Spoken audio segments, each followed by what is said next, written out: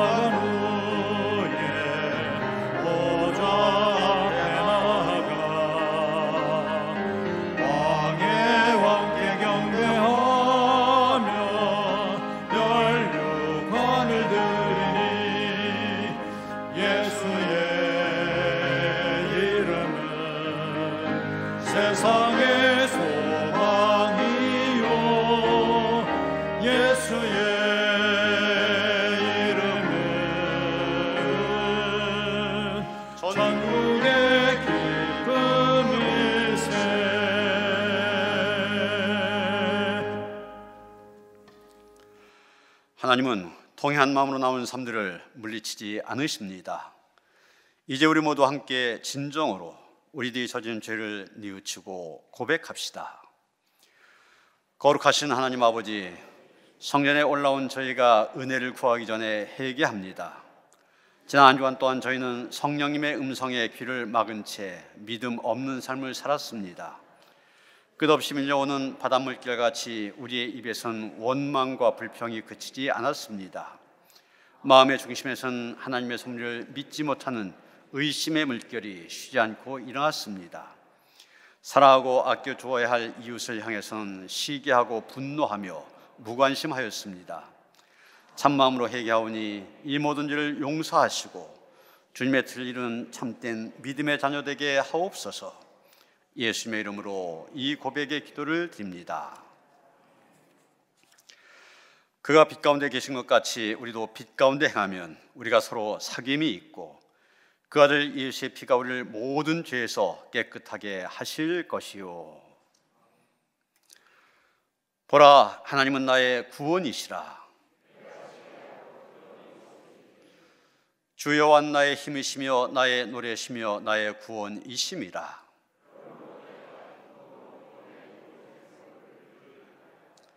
그날에 너희가 또 말하기를 여호와께 감사하라.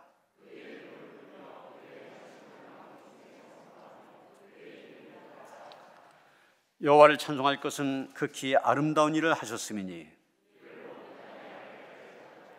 시온의 주민아 소리 높여 부르라.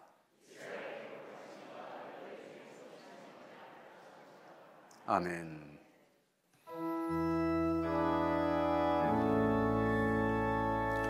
성부 성자와 성령 찬송과 영광 돌려보내세.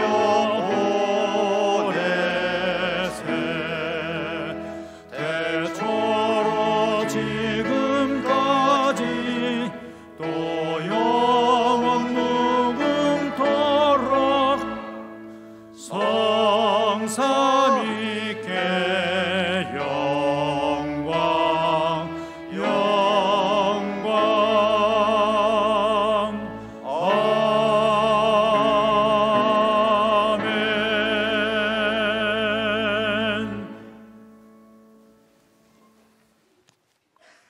노하기를 더디하시며 은혜와 자비를 베푸셔서 늘 사랑으로 품어주시는 하나님 아버지, 한 주간의 삶도 지켜주시고 우리가 교회에서 각 가정, 각 처소에서 마음과 정성을 다하여 예배드리게 하시니 참으로 감사드립니다. 주여, 주님을 간절히 찾는 우리들에게 먼저 마음의 문을 열어 주옵소서. 주님의 임재를 갈망하는 우리 모두에게 주님을 만날 수 있는 은혜를 베풀어 주옵소서. 자비로우신 주님, 코로나라는 혹독한 광야를 지나면서 한국교회는 많은 어려움을 겪고 있습니다. 또한 교회의 어두운 면도 세상에 드러났습니다. 각 개인도 신앙생활에 있어서 믿음이 흔들리고 있습니다. 우리의 소망이 되시는 주님, 열악한 환경과 여건으로 점점 나약해져가는 우리의 믿음을 긍휼히 여겨 주옵소서. 약한 자를 강하게 하시고 미련한 자를 지혜롭게 하시고 가난한 자를 부하게 하시고 소망이 없고 두려움에 눌린 자에게 소망과 평강을 주시는 하나님을 바라보게 하옵소서. 영적으로 잠자고 있는 우리를 깨워주시고 주님을 볼 수 있고 들을 수 있는 눈과 귀가 열리게 하옵소서. 욕심, 혈기, 분노, 시기, 허영심, 열등감으로 채워져서 죄의 종로로 타는 우리들을 불쌍히 여겨 주옵시고 성령의 불로 모든 죄악을 태워 주옵소서. 예배드리며 말씀 듣고 읽고 믿음대로 살겠노라 다짐하며 늘 기도하지만 어느 순간 채워지지 않는 삶을 보고 무너지고 또 무너집니다. 주여, 그렇게 무너질지라도 주님은 우리를 결코 유면치 아니리라 믿습니다. 주님의 우리를 향한 계획이 무엇인지 기억하며 믿음 잃지 않고 끝까지 인내하며 기도함으로 우리가 달려갈 길 다 갈 수 있도록 인도하옵소서. 주님, 오늘은 당회가 계획되어 있습니다. 회모 처리할 때 함께하여 주셔서 은혜와 사랑으로 잘 마무리될 수 있도록 인도하옵소서. 하나님의 귀한 메시지를 듣는 시간입니다. 먼저 단위에 세우신 목사님에게 주의 성령으로 주의 말씀으로 충만하게 채워 주옵소서. 전해지는 메시지를 통하여 주님과 인격적 만남과 친밀한 교제를 나누게 하옵소서. 말씀을 듣고 깨달음을 얻음으로 결단하며 주의 자녀로서 사명을 갖게 하옵소서. 주님이 사용하시는 선한 일꾼으로 인쳐주셔서 화평케 하는 자, 주의 향기를 드러내는 자로, 하나님의 의를 먼저 구하는 자로 살아가게 하옵소서. 머나먼 이국 땅 캄보디아에서 주의 복음과 사랑을 전하시는 유철이 안현주 선교사님을 기억하옵소서. 황무지와 같은 그곳에 복음의 씨, 사랑의 씨를 뿌리실 때 지치지 않게 하여 주시고 주의 평강과 기쁨이 늘 넘치게 하여 주옵소서. 생명의 주로 이 땅에 오신 예수님 이름으로 기도드립니다. 아멘. 하늘에 계신 우리 아버지여, 이름이 거룩히 여김을 받으시오며 나라가 임하시오며 뜻이 하늘에서 이루어질 것 같이 땅에서도 이루어지이다. 오늘 우리에게 일용할 양식을 주시옵고 우리가 우리에게 죄 지은 자를 사하여 준 것 같이 우리 죄를 사하여 주시옵고 우리를 시험에 들게 하지 마시옵고 다만 악에서 구하시옵소서. 나라와 권세와 영광이 아버지께 영원히 있사옵나이다. 아멘.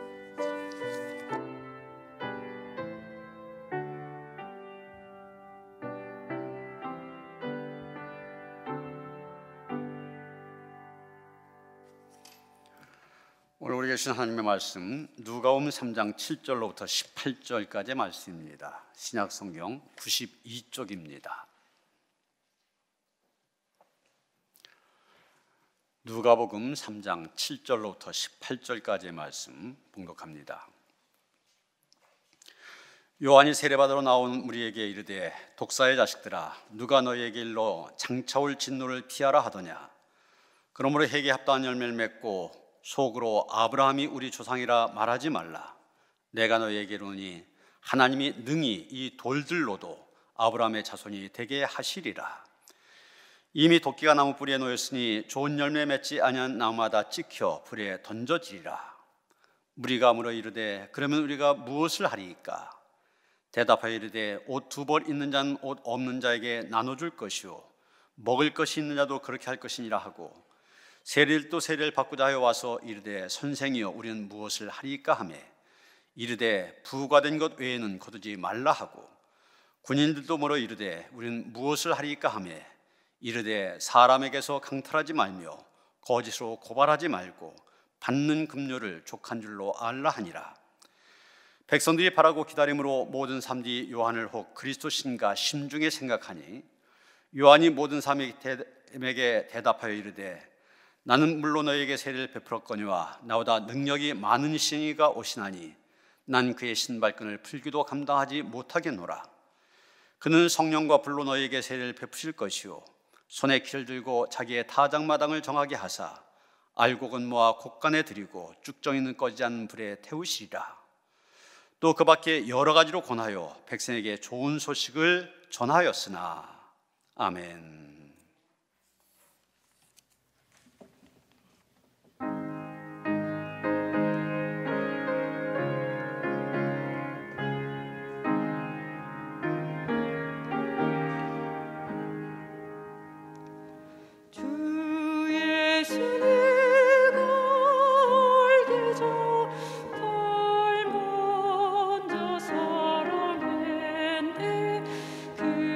그 신사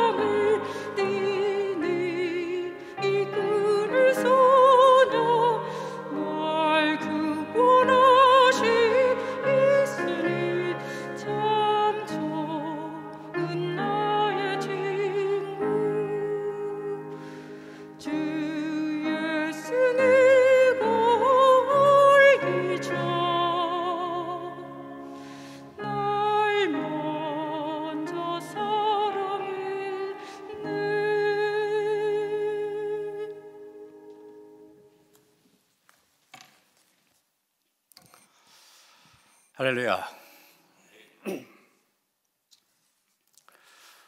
제 고향이 충남 예산인데 언제부터인가 가보면 의좋은 형제공원 이런 공원이 만들어져서 관광객들이 이어진 것을 보았습니다.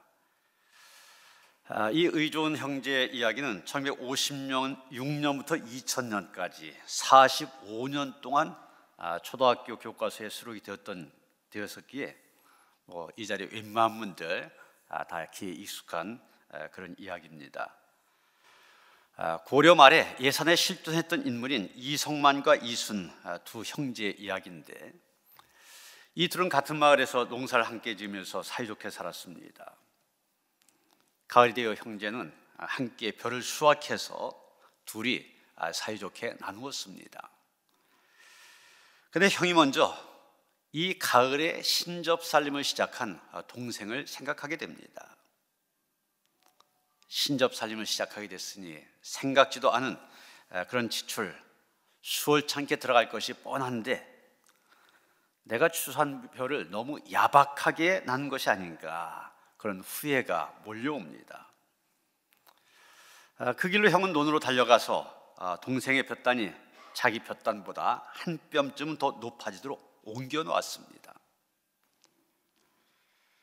동생도 그 밤에 생각합니다. 형님이 집안 대소사를 혼자 다 떠맡고 있는데 내 생각만 하고 형님 주시는 대로 넙죽받다니, 그런 생각에 부끄러워졌습니다. 그 길로 논으로 달려가 자기 볕단에서 얼마를 형님의 볕단으로 옮겨 놓았습니다. 다음날 아침 논으로 간 형제는 자기 볕단이 줄기는커녕 더 높아져 있는 것을 보았습니다. 그래서 형과 아우는 서로 지난밤에 너무 적게 저 날랐다 후회하며 오늘 밤엔 더 많이 나으리라 거푸 다짐을 합니다.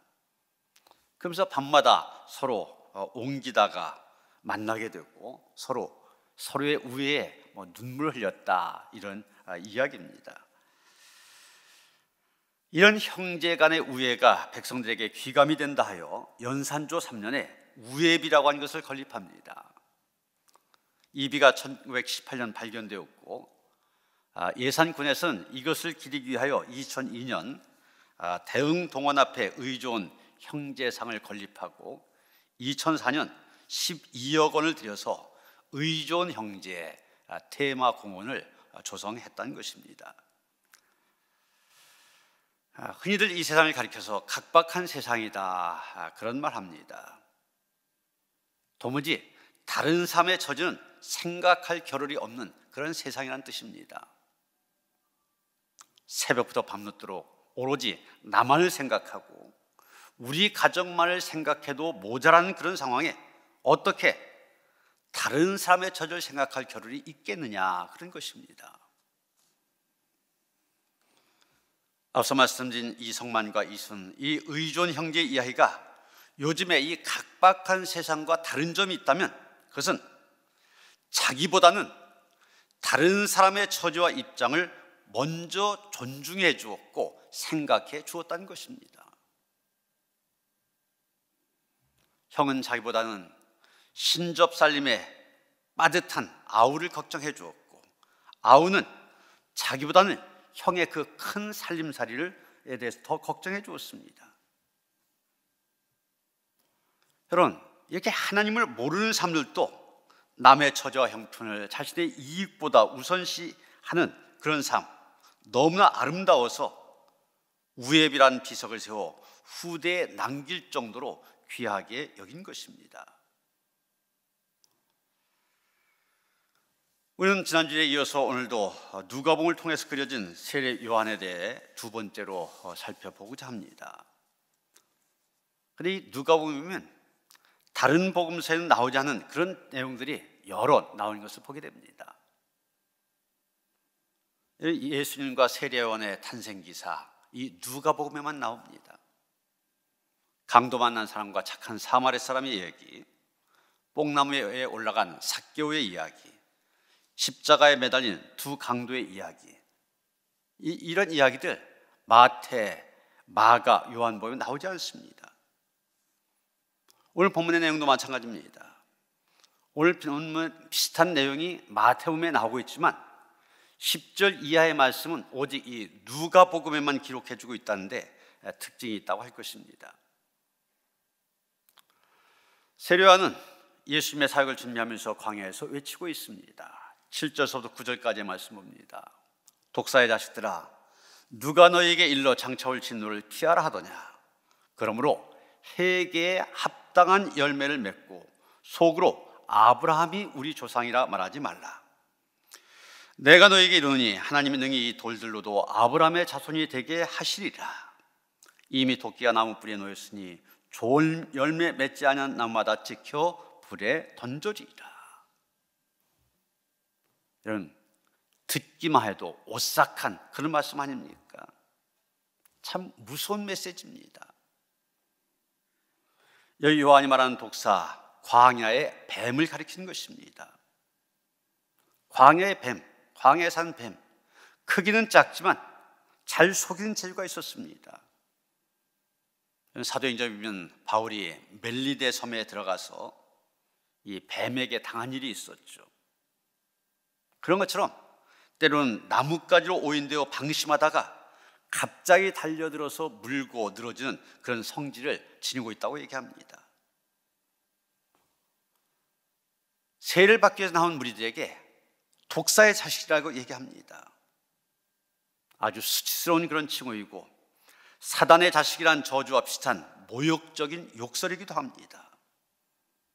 그리고 그들에게는 이미 하나님의 진노의 도끼가 내려쳐져서 불구덩이에 들어갈 운명이라고 하는 무서운 선포가 내려졌습니다. 여러분, 여기서 우리가 먼저 생각해 보자는 것은 이 무서운 세례 요한의 메시지의 선포 대상이 누구냐는 겁니다.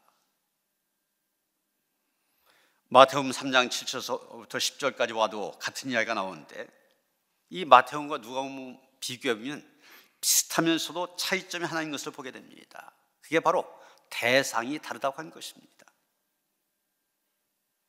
마태복음에서는 세례 요한에게 세례를 받으러 온 사람들, 바리새인들과 사두개인들 아주 특정하고 있습니다. 그런데 오늘 본문 7절에서 보는 것처럼 누가복음에서는 무리들이다, 군중들이다 이렇게 얘기하고 있습니다. 무리들, 더나 요한으로부터 세례를 받고자 온 사람들입니다. 여러분, 그 세례를 받고자 왔다면 신앙이 있는 사람들 아닙니까? 그런데 그들의 문제가 무엇입니까?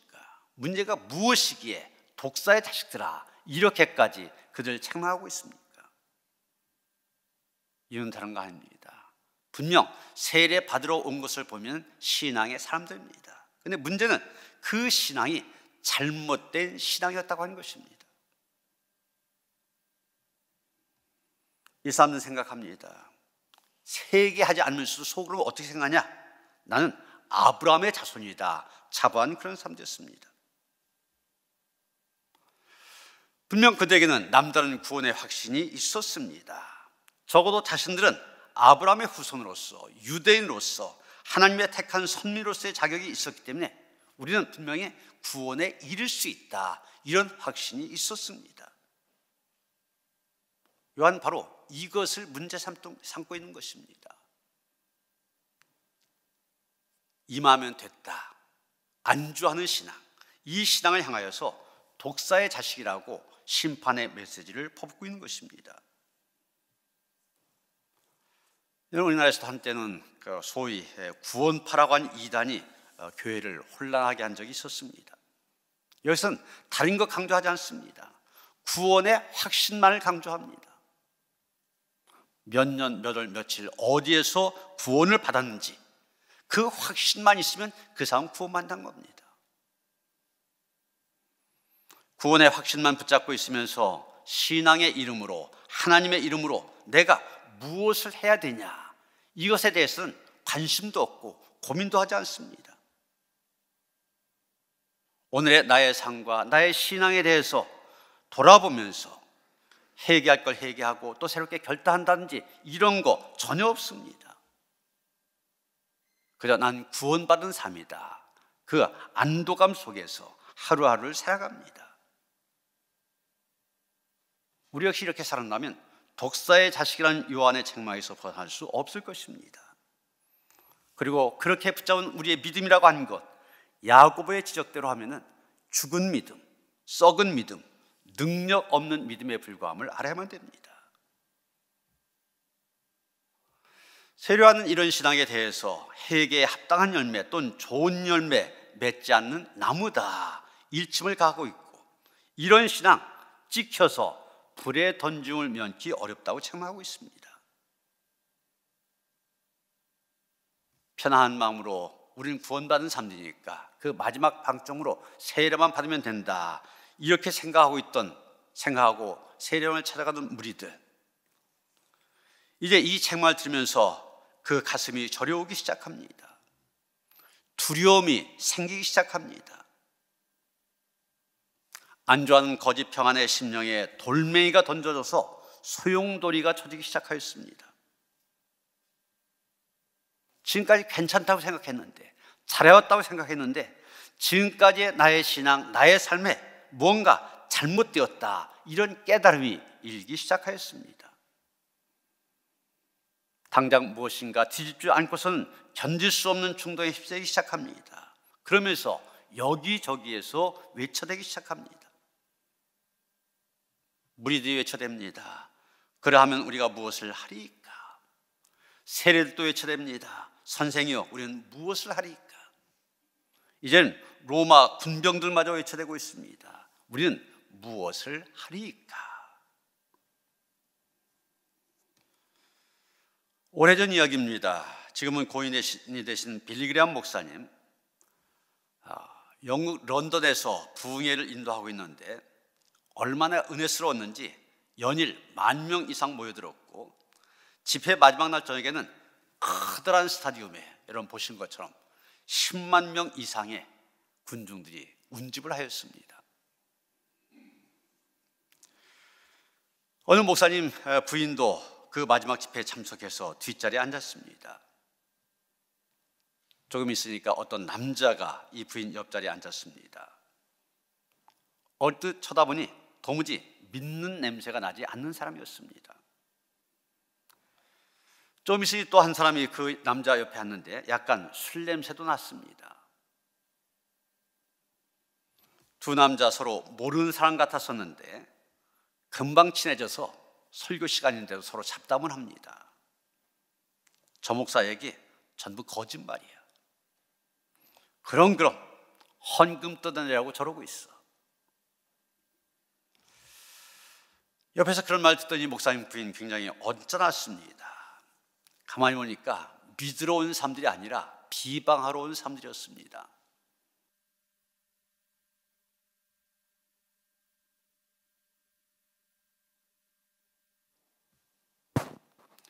그런데 어느 순간 설교 시간 내내 불평하며 쑥덕거리고 있던 두 사람, 갑자기 말이 없어졌습니다. 잠들었나 쳐다봤더니 두 눈 말똥말똥 뜨고서 설교를 진지하게 듣고 있는 것이었습니다. 빌리그레함 목사님이 설교를 마치면서 누구든지 이제부터 예수를 믿을 사람 그 자리에서 일어나 이 앞으로 나오라, 이렇게 말하였습니다. 초청을 한 것입니다. 그랬더니 목사 부인 옆에 앉아있던 사람 가운데 한 사람이 벌떡 일어나면서 옆 사람에게 말합니다. 난 지금 저 앞으로 나가려고 하는데 당신 마음에 없어. 그 다른 남자가 우물쭈물 대더니 예, 나도 가지요. 그러면서 일어나 자기 양복 주머니에서 돈 지갑을 꺼내서 목사 부인에게 주면서 부인, 이 지갑을 받으시죠, 그럽니다. 웬 지갑이죠? 부인 돈 지갑을 방금 훔쳤는데 이제 저 강단 앞으로 나가면서 돈 지갑을 주인인 부인에게 도로 돌려드린 겁니다. 이렇게 얘기를 하더라는 겁니다. 회개 열매가 분명히 있었던 거죠. 여러분, 세례요한이 군중들에게 회개 표시로 세례를 주면서 외쳤습니다. 자, 여러분, 회개하고 그 표시로 세례를 받았으면 이제는 그 회개에 합당한 열매를 맺으십시오. 회개에 합당한 열매를 맺어라. 그런데 군중들은, 무리들은 어떻게 한 것이 회개에 합당한 열매를 맺는지 알 수가 없었습니다. 그래서 물었습니다. 우리가 무엇을 하리까? 그런데 여기 무엇을이란 말, 어떻게로 번역하는 것이 그 의미에 있어서 적당합니다. 그래서 유진 피터슨의 메시지 성경은 이 구절을 그러면 우리가 어떻게 해야 합니까? 이렇게 번역한 것을 보게 됩니다. 우리가 어떻게 해야 됩니까? 먼저 무리들의 질문에 요한은 대답을 합니다. 11절입니다. 옷 두 벌 있는 자는 옷 없는 자에게 나눠줄 것이요 먹을 것이 있는 자도 그렇게 할 것이니라. 여러분, 이 복음서가 쓰여지던 그 시대 복음서의 이야기들 들여다보면 그 당시 유대인들 로마 제국의 통치 아래에서 대부분 가난과 온갖 질병 가운데 지냈던 것으로 보여집니다. 헐벗고 굶주리는 사람들이 많았던 것으로 보입니다.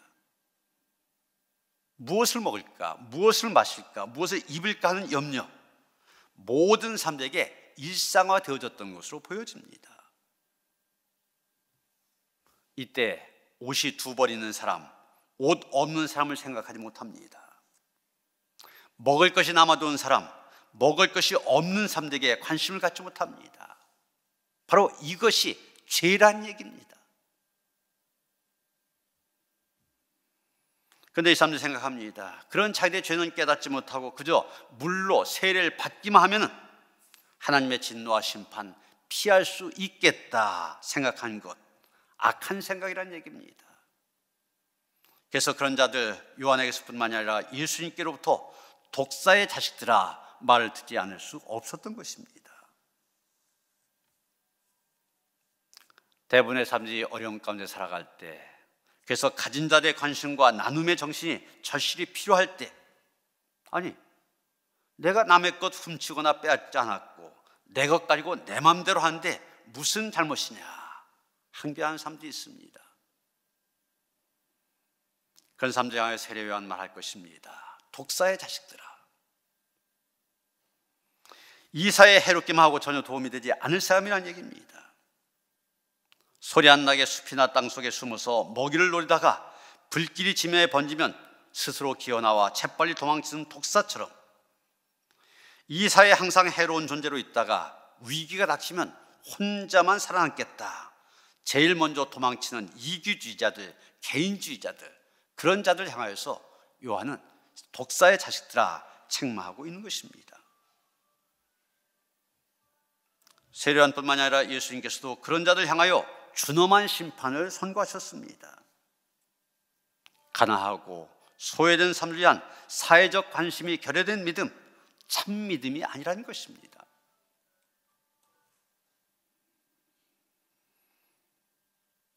마르크시스트 라파에트라고 하는 사람, 프랑스의 귀족이었지만 미국 독립전쟁 때 조지 워싱턴을 도와 마지막 승리한 데서 아주 중요한 역할을 했던 사람입니다. 이 사람이 전쟁이 끝난 다음에 프랑스로 돌아가 방대한 영토의 농장주로서의 삶을 살았습니다. 그런데 그 당시 유럽에 큰 흉년이 닥쳤습니다. 수확은 흉작이었고 많은 사람들이 굶주림을 경험하였습니다. 그러나 이 라파에트의 농장은 그 당시 휩쓸고한 마른병의 영향을 받지 않았기 때문에 작물들이 많은 열매를 맺었습니다.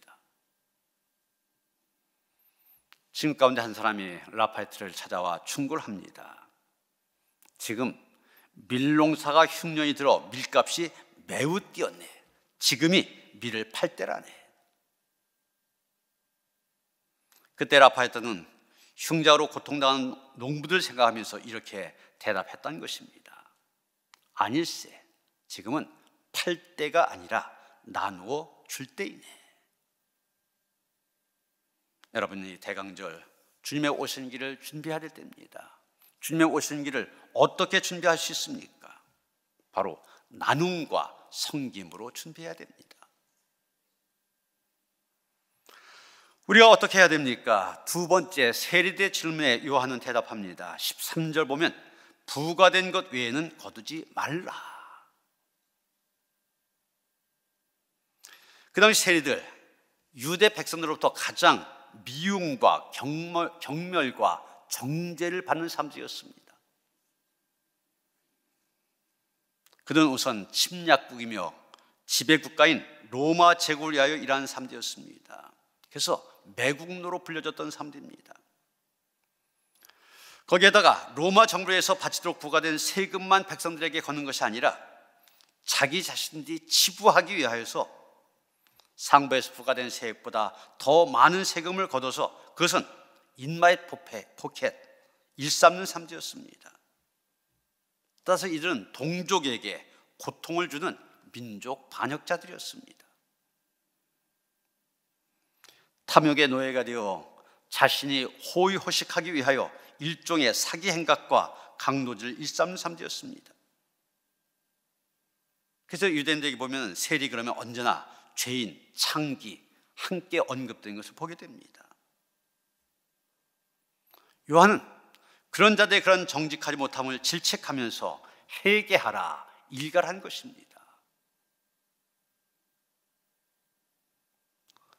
3.1 독립운동에 관한 일본 헌병대 일지가 발견되어졌는데 그 가운데 기록된 내용의 일부입니다.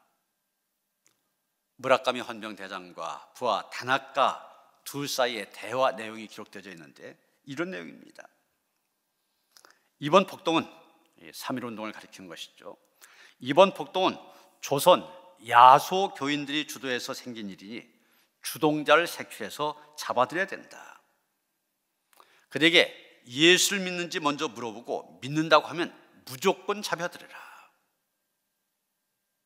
부하가 반문합니다. 아니, 믿으면서 안 믿는다고 거짓말하면 어떻게 합니까? 그때 이 상사가 대답합니다. 조선 야소교인들은 거짓말을 하지 않는다.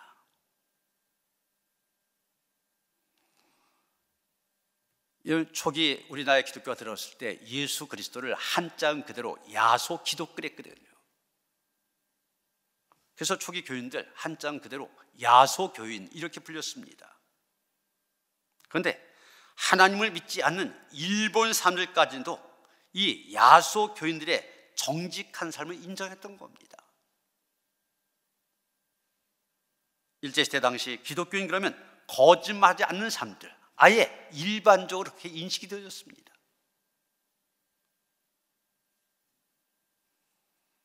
그러면 요즘 오미크론 변이 바이러스 확진 1,2호를 기록한 목사 부부가 거짓말해서 다시 교회를 구렁텅이에 몰아넣은 것, 너무 대조적이지 않습니까? 코로나에 걸릴 수 있는 겁니다. 그런데 왜 타지도 않은 방역 택시를 탔다고 거짓말하여서 오미크론 환자가 70여 명 확산되는 하는 그런 큰일을 냈냐는 겁니다.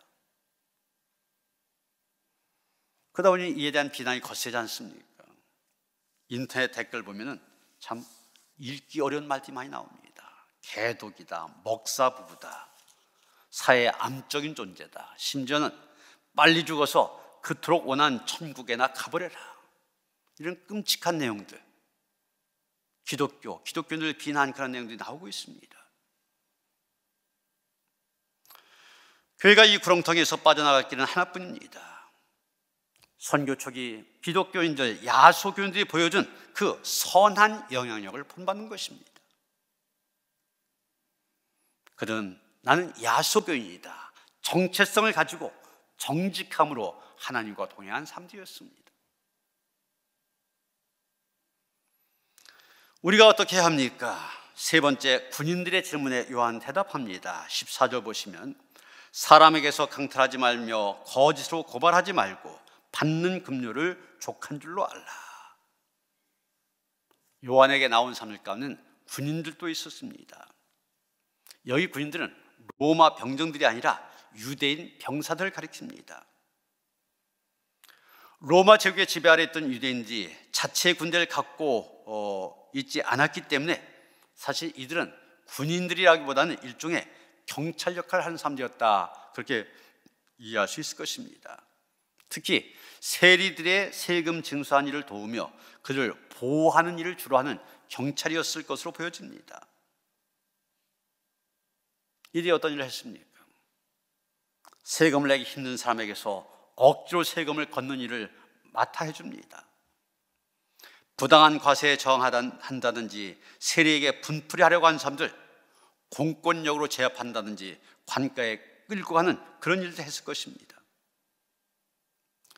또 그들은 받는 급료에 만족하지 아니하고 재물을 모으기 위하여 세리들과 밀착하여 백성들을 착취하는 일 거들었다든지 아니면 나름대로 그 재물을 칼취하기도 했을 것입니다. 이런 군인들에게 요한은 준엄한 경고를 하고 있는 것입니다. 사람에게서 강탈하지 말며 거짓으로 고발하지 말고 받는 급료를 족한 줄로 알아. 자신의 개인적인 탐욕을 채우기 위하여 남에게 폭력을 행사한다든지 공권력을 이용하여 남에게 피해를 주는 죄, 그것을 지적하면서 회개하라고 촉구하고 있는 것입니다. 세례 요한이 군인들에게 준 대답, 요즘 말로 하면 갑질하지 말라, 이런 말로 바꿔 말할 수 있을 것입니다. 사실 얼마 전부터 이 갑질 논란이 생기면서 믿는 사람들, 기독교인들이 갑질 논란에 연루되어서 기독교가 같이 욕을 먹지 않습니까? 운전기사에 대한 갑질로 여론의 질타를 받았던 이장한 종근당 회장, 서울의 S교회 장로입니다. 공관명 갑질 논란에 옷까지 벗었던 박찬주 대장 역시 평소에 존경받는 장로였습니다. 대표적인 크리스찬 기업인 이랜드 역시 알바생에 대한 갑질 논란에 휘말린 적이 있습니다. 또 어느 목사는 자신이 VIP 고객인 백화점의 직원을 무릎 꿇렸다가 갑질 목사, 그래서 언론의 집중 포화를 받기도 하였습니다. 세례 요한은 얘기한 겁니다. 이런 거 하지 말라는 겁니다. 나보다 좀 힘이 있다고 하여서, 나보다 좀 가진 것이 있다고 하여서 행세하지 말아라, 갑질하지 말라는 겁니다.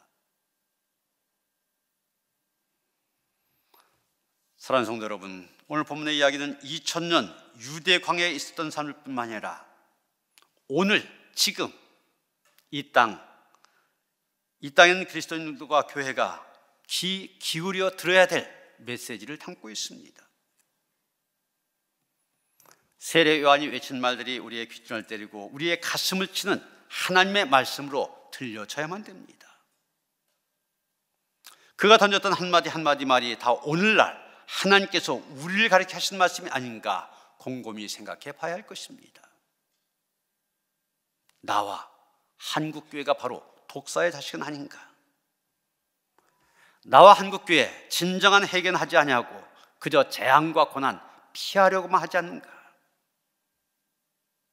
나는 세례받고 교회 다니며 목사가, 장로가, 권사가, 집사가 되는 것이 하나님의 진노를 면하게 해주는 보증수표로 착각하며 살고 있는 것은 아닌지, 하나님의 부르심과 말씀 앞에 개인적인 결단, 응답은 하지 아니하고 우리 부모님들 신앙이 좋았는데 우리 가문 몇 해째 내려오는 모태 신앙 가문인데 한국교회 이렇게 기도하고 기도 많이 하고 힘 있는 교회인데 이런 헛된 자만심에 가득 차 있는 돌멩이 같은 인생은 아닌지,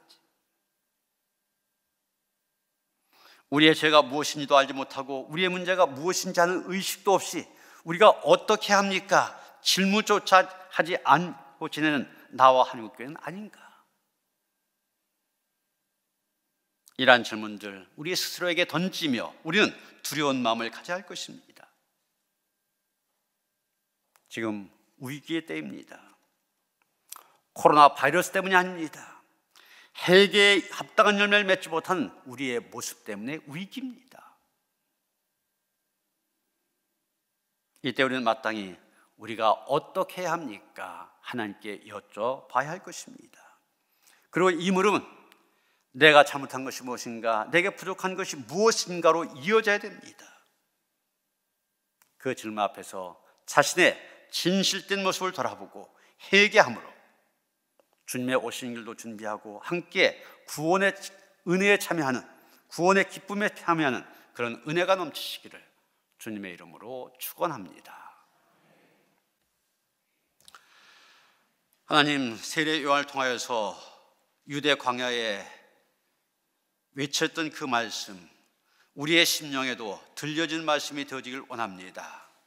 그 말씀 앞에 자신을 돌아볼 수 있게 하시고 진정한 회개가 우리 안에서 우러나오게 하여 주시옵소서.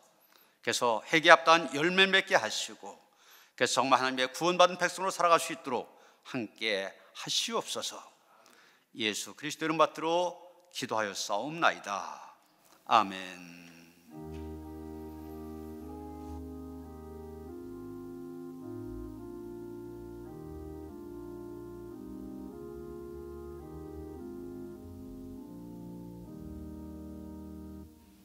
백일장 찬송하시며 봉헌하시겠습니다.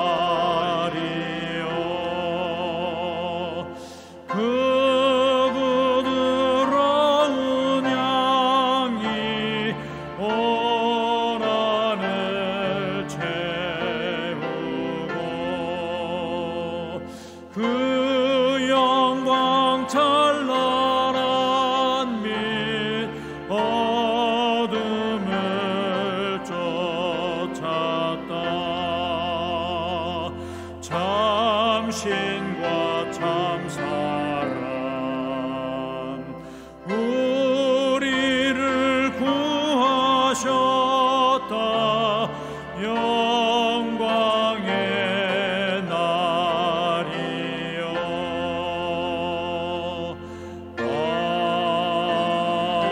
아멘.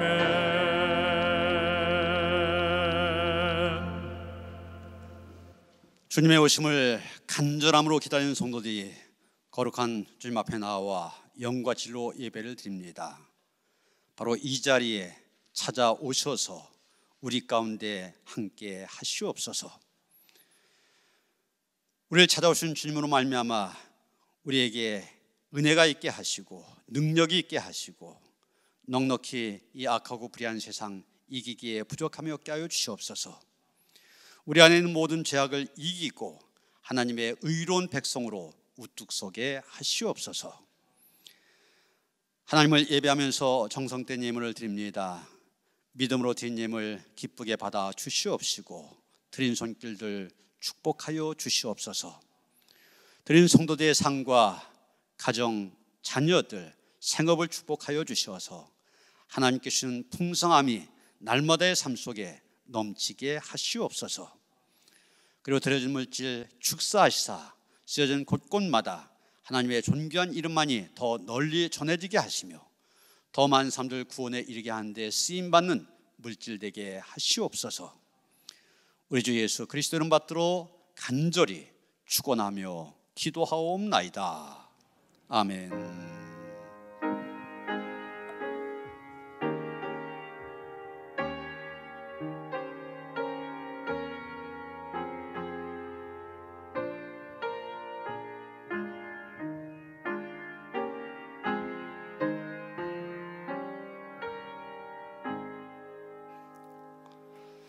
평화 인사를 나누시겠습니다. 주님이신 평화가 함께 하시기 바랍니다. 서로 인사하시겠습니다.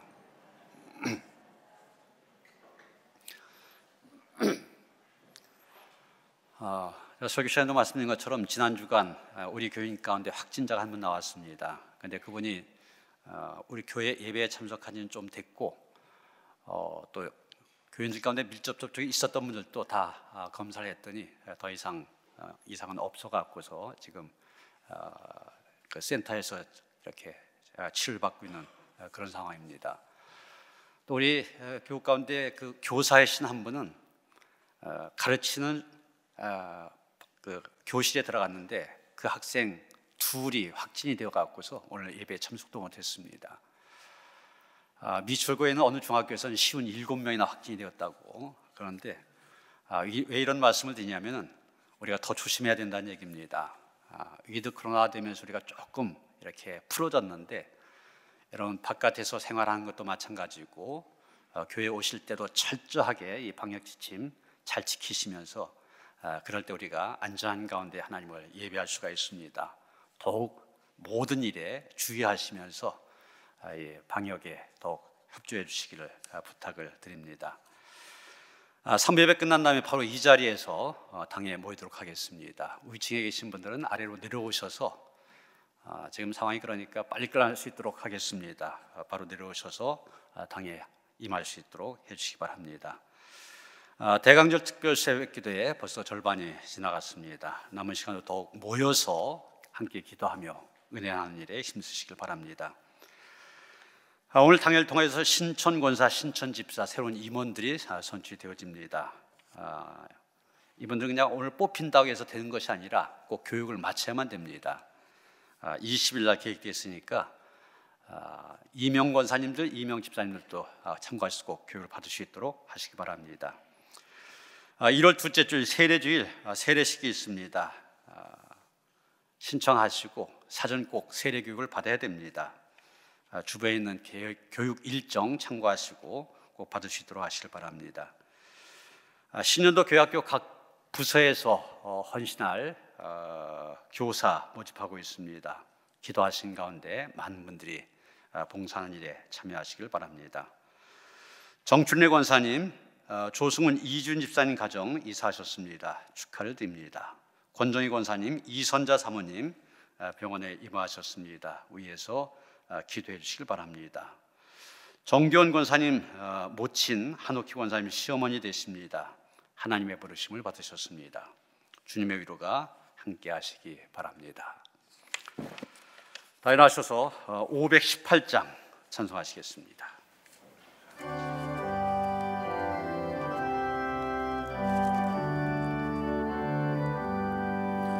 기쁜 소리 들리니 예수 구원하신다. 만민에게 전하라. 예수 구원하신다. 주님 명령하시니 산을 넘고 물 건너 온 세상에 전하라. 예수 원하신다. 하나들아 외쳐라. 예수 원하신다. 모든 죄인 들으라. 예수 원하신다. 모든 성아 일어나 메아리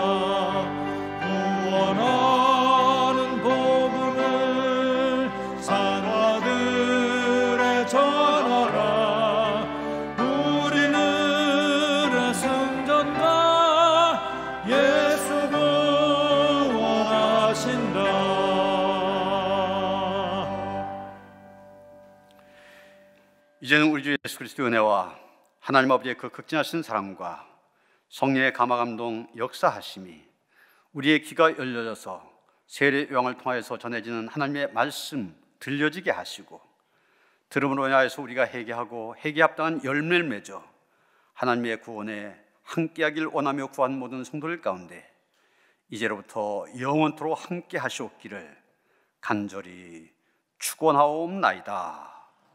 아멘.